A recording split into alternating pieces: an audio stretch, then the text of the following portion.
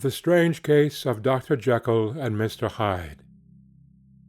This recording is in the public domain. Read by Bob Neufeld. The Strange Case of Dr. Jekyll and Mr. Hyde, by Robert Louis Stevenson. Henry Jekyll's full statement of the case. I was born to a large fortune, endowed besides with excellent parts, inclined by nature to industry, fond of the respect of the wise and good among my fellow-men, and thus, as might have been supposed, with every guarantee of an honourable and distinguished future. And indeed the worst of my faults was a certain impatient gaiety of disposition, such as has made the happiness of many, but such as I found it hard to reconcile with my imperious desire to carry my head high, and wear a more than commonly grave countenance before the public. Hence it came about that I concealed my pleasures, and that when I reached years of reflection, and began to look round me and take stock of my progress and position in the world, I stood already committed to a profound duplicity of me. Many a man would have even blazoned such irregularities as I was guilty of, but from the high views that I had set before me, I regarded and hid them with an almost morbid sense of shame. It was thus rather the exacting nature of my aspirations, than any particular degradation in my faults, that made me what I was, and with an even deeper trench than in the majority of men, severed in me those provinces of good and ill which divide and compound man's dual nature. In this case I was driven to reflect deeply and inveterately on that hard law of life which lies at the root of religion, and is one of the most plentiful springs of distress. Though so profound a double-dealer, I was in no sense a hypocrite. Both sides of me were in dead earnest. I was no more myself when I laid aside restraint and plunged in shame, than when I labored in the eye of the day at the furtherance of knowledge or the relief of sorrow and suffering. And it chanced that the direction of my scientific studies, which led wholly towards the mystic and the transcendental, reacted and shed a strong light on this consciousness of the perennial war among my members. With every day, and from both sides of my intelligence, the moral and the intellectual, I thus drew steadily nearer to that truth by whose partial discovery I have been doomed to such a dreadful shipwreck, that man is not truly one, but truly two. I say two, because the state of my own knowledge does not pass beyond that point. Others will follow, others will outstrip me on the same lines, and I hazard the guess that man will be ultimately known for a mere polity of multifarious, incongruous, and independent denizens. I, for my part, from the nature of my life, advanced infallibly in one direction, and in one direction only. It was on the moral side, and in my own person, that I learned to recognize the thorough and primitive duality of man. I saw that, of the two natures that contended in the field of my consciousness, even if I could rightly be said to be either, it was only because I was radically both, and from an early date, even before the course of my scientific discoveries had begun to suggest the most naked possibility of such a miracle, I had learned to dwell with pleasure, as a beloved daydream, on the thought of the separation of these elements. If each, I told myself, could be housed in separate identities, life would be relieved of all that was unbearable, the unjust might go his way, delivered from the aspirations and remorse of his more upright twin, and the just could walk steadfastly and securely on his upward path, doing the good things in which he found his pleasure, and no longer exposed to disgrace and penitence by the hands of this extraneous evil. It was the course of mankind that these incongruous faggots were thus bound together, that in the agonized womb of consciousness these polar twins should be continuously struggling. How, then, were they disassociated? I was so far in my reflections, when, as I have said, a side-light began to shine upon the subject from the laboratory table. I began to perceive more deeply than it has ever yet been stated the trembling immateriality, the mist-like transience of this seemingly so solid body in which we walk attired. Certain agents I found to have the power to shake and pluck back that fleshly vestment, even as a wind might toss the curtains of a pavilion. For two good reasons I will not enter deeply into this scientific branch of my confession. First, because I have been made to learn that the doom and burthen of our life is bound forever on man's shoulders, and when the attempt is made to cast it off, it but returns upon us with more unfamiliar and more awful pressure. Second, because, as my narrative will make, alas, too evident, my discoveries were incomplete. Enough, then, that I not only recognized my natural body from the mere aura and effulgence of certain of the powers that made up my spirit, but managed to compound a drug by which these powers should be dethroned from their supremacy, and a second form and countenance substituted, none the less natural to me because they were the expression and bore the stamp of lower elements in my soul. I hesitated long before I put this theory to the test of practice.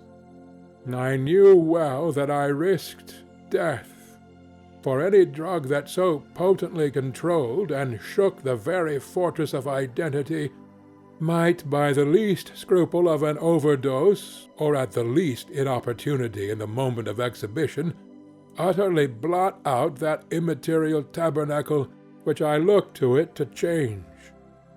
But the temptation of a discovery so singular and profound at last overcame the suggestions of alarm. I had long since prepared my tincture. I purchased at once from a firm of wholesale chemists a large quantity of a particular salt, which I knew from my experiments to be the last ingredient required, and late one accursed night I compounded the elements, watched them boil and smoke together in the glass, and when the ebullition had subsided, with a strong glow of courage, drank off the potion. The most racking pangs succeeded. A grinding in the bones, deadly nausea, and a horror of the spirit that cannot be exceeded at the hour of birth or death.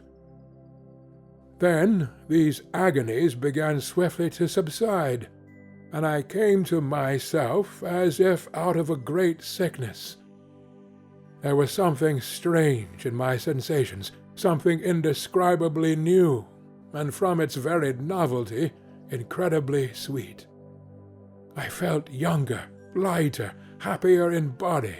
Within I was conscious of a heady restlessness, a current of disordered sensual images running like a mill-race in my fancy, a solution of the bonds of obligation, an unknown but not an innocent freedom of the soul.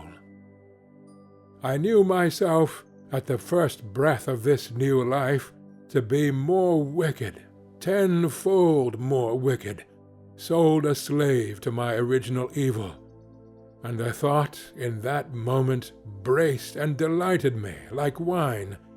I stretched out my hands, exulting in the freshness of these sensations, and in the act I was suddenly aware that I had lost in stature. There was no mirror at that date in my room. That which stands beside me as I write was brought there later on, and for the very purpose of these transformations. The night, however, was far gone into the morning. The morning, black as it was nearly ripe for the conception of the day. The inmates of my house were locked in the most rigorous hours of slumber, and I determined, flushed as I was with hope and triumph, to venture in my new shape as far as to my bedroom. I crossed the yard, wherein the constellations looked down upon me, I could have thought with wonder, the first creature of that sort that their unsleeping vigilance had yet disclosed to them. I stole through the corridors, a stranger in my own house, and coming to my room, I saw for the first time the appearance of Edward Hyde. I must here speak by theory alone, saying not that which I know, but that which I suppose to be most probable. The evil side of my nature, to which I had now transferred the stamping efficacy, was less robust and less developed than the good which I had just deposed. Again, in the course of my life, which had been, after all, 9/10 a life of effort, virtue, and control, it had been much less exercised and much less exhausted, and hence, as I think, it came about that Edward Hyde was so much smaller, slighter, and younger than Henry Jekyll. Even as good shone upon the countenance of the one, evil was written broadly and plainly on the face of the other. Evil besides, which I must still believe to be the lethal side of man, had left on that body an imprint of deformity and decay. And yet, when I looked upon that ugly idol in the glass, I was conscious of no repugnance, rather of a leap of welcome. This, too, was myself. It seemed natural and human.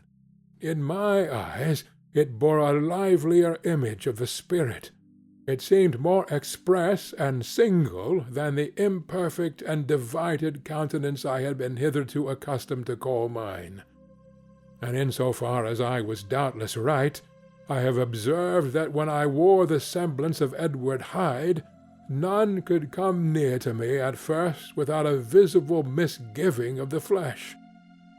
This, I take it, was because all human beings, as we meet them, are commingled out of good and evil, and Edward Hyde, alone in the ranks of mankind, was pure evil. I lingered but a moment at the mirror. The second and conclusive experiment had yet to be attempted. It yet remained to be seen if I had lost my identity beyond redemption, and must flee before daylight from a house that was no longer mine. And hurrying back to my cabinet, I once more prepared and drank the cup, once more suffered the pangs of disillusion, and came to myself once more with the character, the stature, and the face of Henry Jekyll.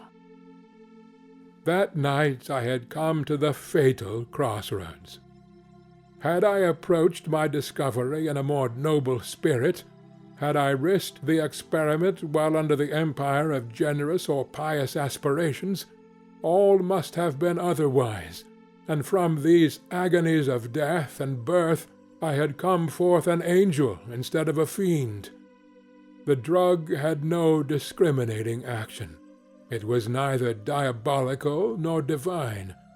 It but shook the doors of the prison-house of my disposition, and, like the captives of Philippi, that which stood within ran forth. At that time my virtue slumbered. My evil, kept awake by ambition, was alert and swift to seize the occasion, and the thing that was projected was Edward Hyde. Hence, although I had now two characters as well as two appearances, one was wholly evil, and the other was still the old Henry Jekyll, that incongruous compound of whose reformation and improvement I had already learned to despair.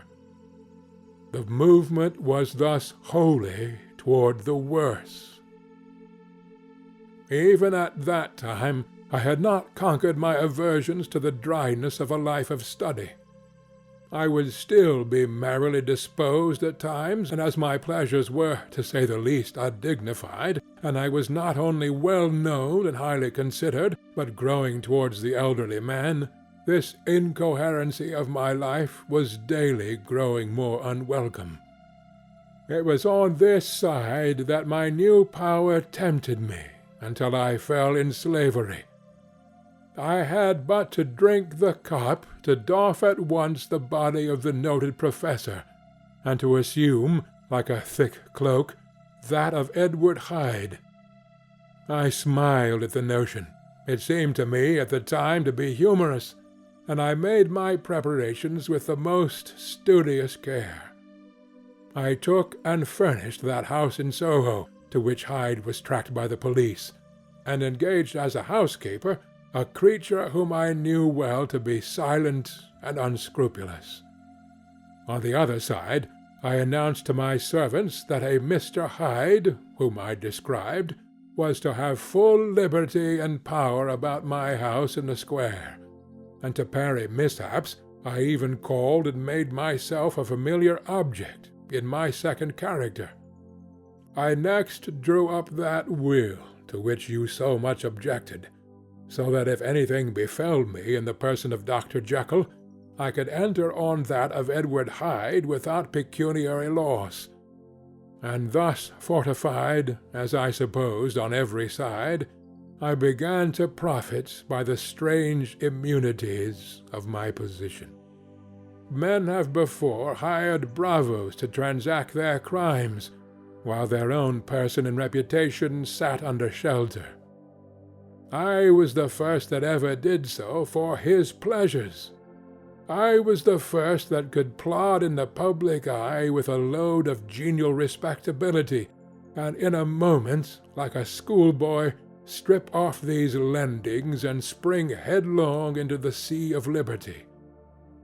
But for me, in my impenetrable mantle, the safety was complete. Think of it! I did not even exist. Let me but escape into my laboratory door, give me but a second or two to mix and swallow the draught that I had always standing ready, and whatever he had done, Edward Hyde would pass away like the stain of breath upon a mirror, and there in his stead, quietly at home, trimming the midnight lamp in his study, a man who could afford to laugh at suspicion would be Henry Jekyll. The pleasures which I made haste to seek in my disguise were, as I have said, undignified. I would scarce use a harder term, but in the hands of Edward Hyde they soon began to turn toward the monstrous. When I would come back from these excursions, I was often plunged into a kind of wonder at my vicarious depravity. This familiar that I called out of my own soul, and sent forth alone to do his good pleasure, was a being inherently malign and villainous. His every act and thought centred on self, drinking pleasure with bestial avidity from any degree of torture to another, relentless like a man of stone. Henry Jekyll stood at times aghast before the acts of Edward Hyde, but the situation was apart from ordinary laws, and insidiously relaxed the grasp of conscience. It was Hyde, after all, and Hyde alone, that was guilty. Jekyll was no worse. He woke again to his good qualities, seemingly unimpaired, and he would even make haste, where it was possible, to undo the evil done by Hyde. And thus his conscience slumbered. Into the details of the infamy at which I was thus connived, for even now I can scarce grant that I committed it, I have no design of entering. I mean to point out the warnings and the successive steps with which my chastisement approached. I met with one accident which, as it brought on no consequence, I shall no more than mention. An act of cruelty to a child aroused against me the anger of a passer-by, whom I recognized the other day in the person of your kinsman. The doctor and the child's family joined him. There were moments when I feared for my life, and at last, in order to pacify their too just resentment, Edward Hyde had to bring them to the door, and pay them in a check drawn in the name of Henry Jekyll. But this danger was easily eliminated from the future by opening an account at another bank in the name of Edward Hyde himself, and when, by sloping my hand backward, I had supplied my double with a signature, I thought I sat beyond the reach of fate. Some 2 months before the murder of Sir Danvers, I had been out for one of my adventures, had returned at a late hour, and woke the next day in bed with somewhat odd sensations. It was in vain I looked about me. In vain I saw the decent furniture and tall proportions of my room in the square. In vain that I recognized the pattern of the bed curtains and the design of the mahogany frame. Something still kept insisting that I was not where I was, that I had not wakened where I seemed to be, but in the little room in Soho where I was accustomed to sleep in the body of Edward Hyde. I smiled to myself, and in my psychological way began lazily to inquire into the elements of this illusion, occasionally, even as I did so, dropping back into a comfortable morning doze. I was still so engaged when, in one of my more wakeful moments, my eyes fell upon my hand. Now, the hand of Henry Jekyll, as you have often remarked, was professional in shape and size. It was large, firm, white, and comely. But the hand which I now saw, clearly enough in the yellow light of a mid-London morning, lying half shut on the bedclothes, was lean, corder, knuckly, of a dusky pallor, and thickly shaded with a swart growth of hair. It was the hand of Edward Hyde. I must have stared upon it for near half a minute, sunk as I was in the mere stupidity of wonder, before terror woke up in my breast as sudden and startling as the crash of cymbals, and bounding from my bed I rushed to the mirror. At the sight that met my eyes, my blood was changed into something exquisitely thin and icy. Yes, I had gone to bed Henry Jekyll. I had awakened Edward Hyde. How was this to be explained? I asked myself. And then, with another bound of terror, how was it to be remedied? It was well on in the morning. The servants were up. All my drugs were in the cabinet. A long journey down 2 pairs of stairs, through the back passage, across the open court, and through the anatomical theatre, from where I was then standing horror-struck. It might indeed be possible to cover my face, but of what use was that, when I was unable to conceal the alteration in my stature? And then, with an overpowering sweetness of relief, it came back upon my mind that the servants were already used to the coming and going of my second self. I had soon dressed, as well as I was able, in clothes of my own size, had soon passed through the house, where Bradshaw stared and drew back at seeing Mr. Hyde at such an hour and in such a strange array, and 10 minutes later Dr. Jekyll had returned to his own shape and was sitting down with a darkened brow to make a feint of breakfasting. Small indeed was my appetite. This inexplicable incident, this reversal of my previous experience, seemed, like the Babylonian finger on the wall, to be spelling out the letters of my judgment, and I began to reflect more seriously than ever before on the issues and possibilities of my double existence. That part of me which I had the power of projecting had lately been much exercised and nourished. It had seemed to me of late as though the body of Edward Hyde had grown in stature, as though, before I wore that form, I were conscious of a more generous tide of blood, and I began to spy a danger that if this were much prolonged, the balance of my nature might be permanently overthrown, the power of voluntary change be forfeited, and the character of Edward Hyde become irrevocably mine.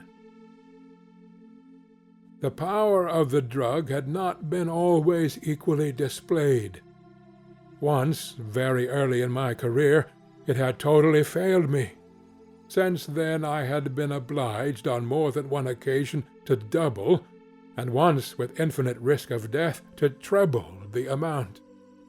And these rare uncertainties had cast hitherto the sole shadow on my contentment. Now, however, and in the light of that morning's accident, I was led to remark that, whereas in the beginning the difficulty had been to throw off the body of Jekyll, it had of late gradually but decidedly transferred itself to the other side. All things therefore seemed to point to this, that I was slowly losing hold of my original and better self, and becoming slowly incorporated with my second and worse. Between these two I now felt I had to choose. My two natures had memory in common, but all other faculties were most unequally shared between them. Jekyll, who was composite, now with the most sensitive apprehensions, now with a greedy gusto, projected and shared in the pleasures and adventures of Hyde. But Hyde was indifferent to Jekyll, or but remembered him as the mountain bandit remembers the cavern in which he conceals himself from pursuit. Jekyll had more than a father's interest. Hyde had more than a son's indifference. To cast in my lot with Jekyll was to die to those appetites which I had long secretly indulged and had of late begun to pamper. To cast it in with Hyde was to die to 1,000 interests and aspirations, and to become, at a blow and forever, despised and friendless. The bargain might appear unequal, but there was still another consideration in the scales, for while Jekyll would suffer smartingly in the fires of abstinence, Hyde would not even be conscious of all that he had lost. Strange as my circumstances were, the terms of this debate are as old and commonplace as man. Much the same inducements and alarms cast the die for any tempted and trembling sinner, and it fell out with me, as it falls with so vast a majority of my fellows, that I chose the better part, and was found wanting in the strength to keep to it. Yes, I preferred the elderly and discontented doctor, surrounded by friends, and cherishing honest hopes, and bade a resolute farewell to the liberty, the comparative youth, the light step, leaping impulses, and secret pleasures that I had enjoyed in the disguise of Hyde. I made this choice perhaps with some unconscious reservation, for I never gave up the house in Soho, nor destroyed the clothes of Edward Hyde, which still lay ready in my cabinet. For 2 months, however, I was true to my determination. For 2 months I led a life of such severity as I had never before attained to, and enjoyed the compensations of an approving conscience. But time began at last to obliterate the freshness of my alarm. The praises of conscience began to grow into a thing of course. I began to be tortured with throes and longings, as of Hyde struggling after freedom, and at last, in an hour of moral weakness, I once again compounded and swallowed the transforming draught. I do not suppose that, when a drunkard reasons with himself upon his vice, he is once out of 500 times affected by the dangers that he runs through his brutish physical insensibility. Neither had I, long as I had considered my position, made enough allowance for the complete moral insensibility and insensate readiness to evil which were the leading characters of Edward Hyde. Yet it was by these that I was punished. My devil had long been caged. He came out roaring. I was conscious, even when I took the draught, of a more unbridled, a more furious propensity to ill. It must have been this, I suppose, that stirred in my soul that tempest of impatience with which I listened to the civilities of my unhappy victim. I declare, at least, before God, no man morally sane could have been guilty of that crime upon so pitiful a provocation, and that I struck in no more reasonable spirit than that in which a sick child may break a plaything. But I had voluntarily stripped myself of all those balancing instincts by which even the worst of us continues to walk with some degree of steadiness among temptations, and in my case to be tempted, however slightly, was to fall. Instantly the spirit of hell awoke in me and raged. With a transport of glee I mauled the unresisting body, tasting delight from every blow, and it was not till weariness had begun to succeed that I was suddenly, in the top fit of my delirium, struck through the heart by a cold thrill of terror. A mist dispersed. I saw my life to be forfeit, and fled from the scene of these excesses, at once glorying and trembling, my lust of evil gratified and stimulated, my love of life screwed to the topmost peg. I ran to the house in Soho, and, to make assurance doubly sure, destroyed my papers. Thence I set out through the lamplit streets, in the same divided ecstasy of mind, gloating on my crime, light-headedly devising others in the future, and yet still hastening and still hearkening in my wake for the steps of the avenger. Hyde had a song upon his lips as he compounded the draught, and as he drank it, pledged the dead man. The pangs of transformation had not done tearing him before Henry Jekyll, with streaming tears of gratitude and remorse, had fallen upon his knees and lifted his clasped hands to God. The veil of self-indulgence was rent from head to foot. I saw my life as a whole.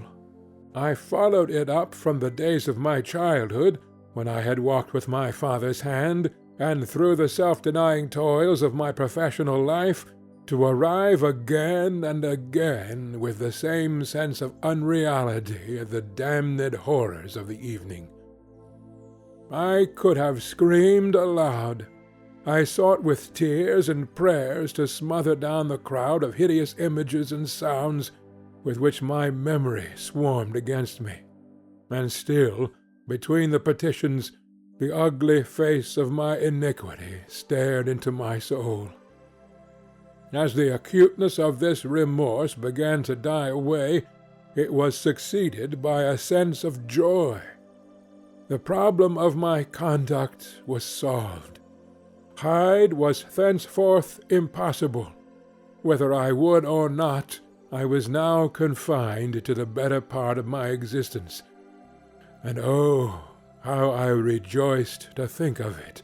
With what willing humility I embraced anew the restrictions of natural life!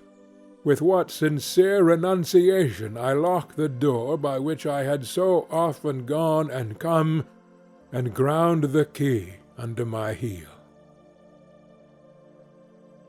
The next day came the news that the murder had not been overlooked, that the guilt of Hyde was patent to the world, and that the victim was a man high in public estimation.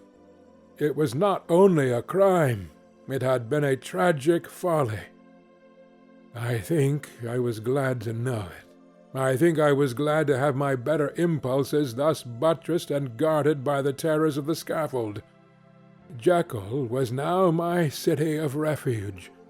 Let but Hyde peep out an instant, and the hands of all men would be raised to take and slay him. I resolved in my future conduct to redeem the past, and I can say with honesty that my resolve was fruitful of some good.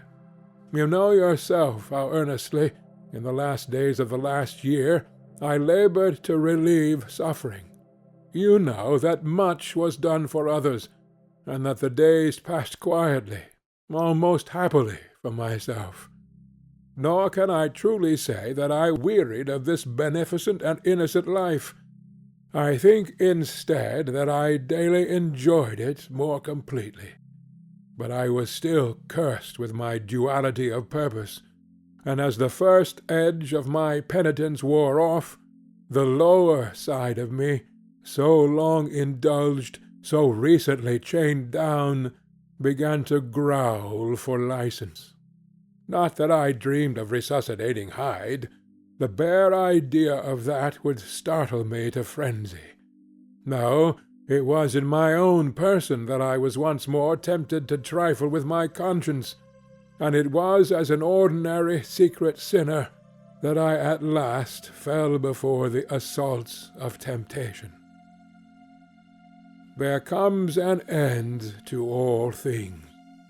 The most capacious measure is filled at last, and this brief condescension to my evil finally destroyed the balance of my soul. And yet I was not alarmed. The fall seemed natural, like a return to the old days before I had made my discovery. It was a fine, clear January day, wet underfoot where the frost had melted, but cloudless overhead, and the Regent's Park was full of winter chirrupings and sweet with spring odors. I sat in the sun on a bench, the animal within me licking the chops of memory, the spiritual side a little drowsed, promising subsequent penitence, but not yet moved to begin. After all, I reflected, I was like my neighbors, and then I smiled, comparing myself with other men, comparing my active good-will with the lazy cruelty of their neglect. And at the very moment of that vainglorious thought, a qualm came over me, a horrid nausea, and the most deadly shuddering. These passed away and left me faint, and then, as in its turn, faintness subsided. I began to be aware of a change in the temper of my thoughts, a greater boldness, a contempt of danger, a solution of the bonds of obligation. I looked down. My clothes hung formlessly on my shrunken limbs. The hand that lay on my knee was corded and hairy. I was once more Edward Hyde. A moment before I had been safe of all men's respect, wealthy, beloved, the cloth laying for me in the dining-room at home. And now I was the common quarry of mankind, hunted, homeless, a known murderer, thrall to the gallows. My reason wavered, but it did not fail me utterly. I have more than once observed that in my second character my faculties seemed sharpened to a point, and my spirits more tensely elastic. Thus it came about that, where Jekyll perhaps might have succumbed, Hyde rose to the importance of the moment. My drugs were in one of the presses of my cabinet. How was I to reach them?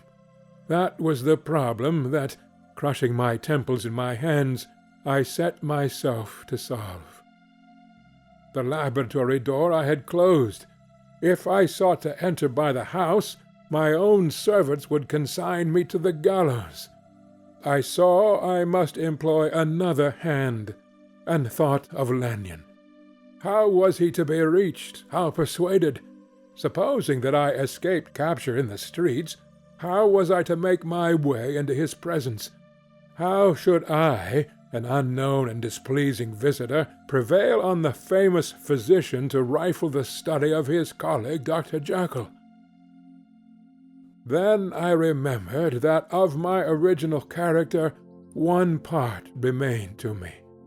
I could write my own hand, and once I had conceived that kindling spark, the way that I must follow became lighted up from end to end. Thereupon I arranged my clothes as best I could, and summoning a passing hansom, drove to an hotel in Portland Street, the name of which I chanced to remember. At my appearance, which was indeed comical enough, however tragic a fate these garments covered, the driver could not conceal his mirth.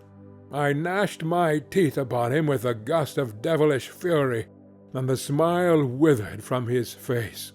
Happily for him, yet more happily for myself, for in another instant I had certainly dragged him from his perch.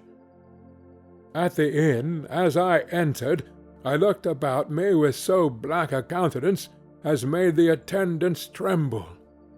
Not a look did they exchange in my presence, but obsequiously took my orders, led me to a private room, and brought me wherewithal to write.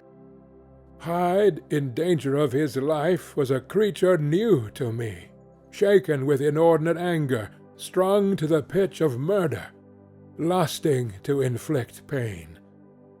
Yet the creature was astute, mastered his fury with a great effort of the will, composed his two important letters, one to Lanyon and one to Poole, and, that he might receive actual evidence of their being posted, sent them out with directions that they should be registered.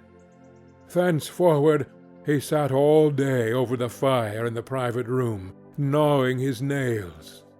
There he dined, sitting alone with his fears, the waiter visibly quailing before his eye, and thence, when the night was fully come, he set forth in the corner of a closed cab, and was driven to and fro about the streets of the city. I cannot say I, that child of hell had nothing human, nothing lived in him but fear and hatred, and when at last, thinking the driver had begun to grow suspicious, he discharged the cab and ventured on foot, attired in his misfitting clothes, an object marked out for observation, into the midst of the nocturnal passengers, these two base passions raged within him like a tempest. He walked fast, hunted by his fears, chattering to himself, skulking through the less frequented thoroughfares, counting the minutes that still divided him from midnight. Once a woman spoke to him, offering, I think, a box of lights. He smote her in the face, and she fled. When I came to myself at Lanyon's, the horror of my old friend perhaps affected me somewhat. I do not know. It was at least but a drop in the sea to the abhorrence with which I looked back upon these hours. A change had come over me. It was no longer the fear of the gallows, it was the horror of being Hyde that racked me. I received Lanyon's condemnation partly in a dream. It was partly in a dream that I came home to my own house and got into bed. I slept after the prostration of the day with a stringent and profound slumber, which not even the nightmares that wrung me could avail to break. I woke in the morning shaken, weakened, but refreshed. I still hated and feared the thought of the brute that slept within me, and I had not, of course, forgotten the appalling dangers of the day before, but I was once more at home, in my own house and close to my drugs, and gratitude for my escape shone so strong in my soul that it almost rivaled the brightness of hope. I was stepping leisurely across the court after breakfast, drinking the chill of the air with pleasure, when I was seized again with those indescribable sensations that heralded the change, and I had but the time to gain the shelter of my cabinet before I was once again raging and freezing with the passions of Hyde. It took on this occasion a double dose to recall me to myself, and, alas, 6 hours after, as I sat looking sadly in the fire, the pangs returned, and the drug had to be re-administered. In short, from that day forth, it seemed only by a great effort as of gymnastics, and only under the immediate stimulation of the drug, that I was able to wear the countenance of Jekyll. At all hours of the day and night I would be taken with a premonitory shudder. Above all, if I slept, or even dozed for a moment in my chair, it was always as Hyde that I awakened. Under the strain of this continually impending doom, and by the sleeplessness to which I now condemned myself, aye, even beyond what I had thought possible to man, I became in my own person a creature eaten up and emptied by fever. Languidly weak both in body and mind, and solely occupied by one thought, of my other self. But when I slept, or when the virtue of the medicine wore off, I would leap almost without transition, for the pangs of transformation grew daily less marked, into the possession of a fancy brimming with images of terror, a soul boiling with causeless hatreds, and a body that seemed not strong enough to contain the raging energies of life. The powers of Hyde seemed to have grown with the sickliness of Jekyll, and certainly the hate that now divided them was equal on each side. With Jekyll it was a thing of vital instinct. He now had seen the full deformity of that creature that shared with him some of the phenomena of consciousness, and was co-heir with him to death. And beyond these links of community, which in themselves made the most poignant part of his distress, he thought of Hyde, for all his energy of life, as of something not only hellish, but inorganic. This was the shocking thing, that the slime of the pit seemed to utter cries and voices, that the amorphous dust gesticulated and sinned, that what was dead and had no shape should usurp the offices of life.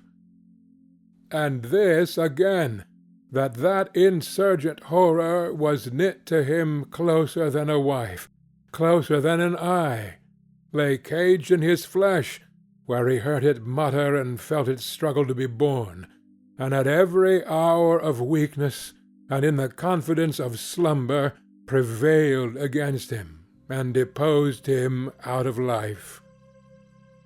The hatred of Hyde for Jekyll was of a different colour.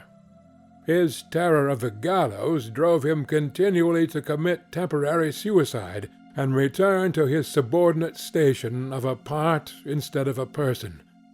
But he loathed the necessity, he loathed the despondency into which Jekyll was now fallen, and he resented the dislike with which he was himself regarded.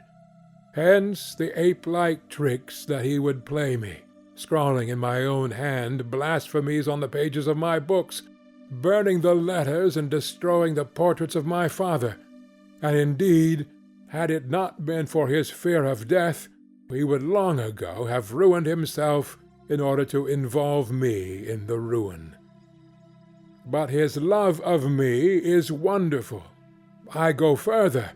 I, who sicken and freeze at the mere thought of him, when I recall the abjection and passion of this attachment, and when I know how he fears my power to cut him off by suicide, I find it in my heart to pity him. It is useless, and the time awfully fails me, to prolong this description. No one has ever suffered such torments. Let that suffice.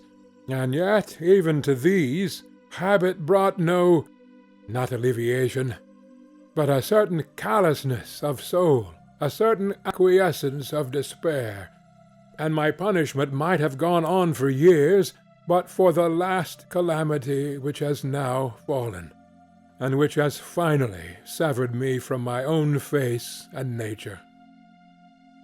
My provision of the salt, which had never been renewed since the date of the first experiment, began to run low. I sent out for a fresh supply, and mixed the draught. The ebullition followed, and the first change of colour, not the second.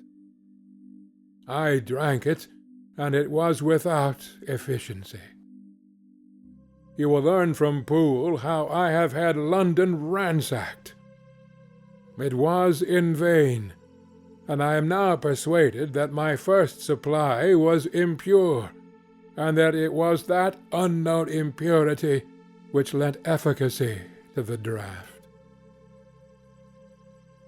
About a week has passed, and I am now finishing this statement under the influence of the last of the old powders. This, then, is the last time, short of a miracle, that Henry Jekyll can think his own thoughts or see his own face, now how sadly altered, in the glass. Nor must I delay too long to bring my writing to an end, for if my narrative has hitherto escaped destruction, it has been by a combination of great prudence and great good luck. Should the throes of change take me in the act of writing it, Hyde will tear it in pieces. But if some time shall have elapsed after I have laid it by, his wonderful selfishness and circumscription to the moment will probably save it once again from the action of his ape-like spite. And indeed, the doom that is closing on us both has already changed and crushed him. Half an hour from now, when I shall again and forever re-indue that hated personality, I know how I shall sit shuddering and weeping in my chair, or continue, with the most strained and fear-struck ecstasy of listening, to pace up and down this room, my last earthly refuge, and give ear to every sound of menace. Will Hyde die upon the scaffold, or will he find courage to release himself at the last moment? God knows. I am careless. This is my true hour of death, concerns another than myself. Here, then, as I lay down the pen and proceed to seal up my confession, I bring the life of that unhappy Henry Jekyll to an end.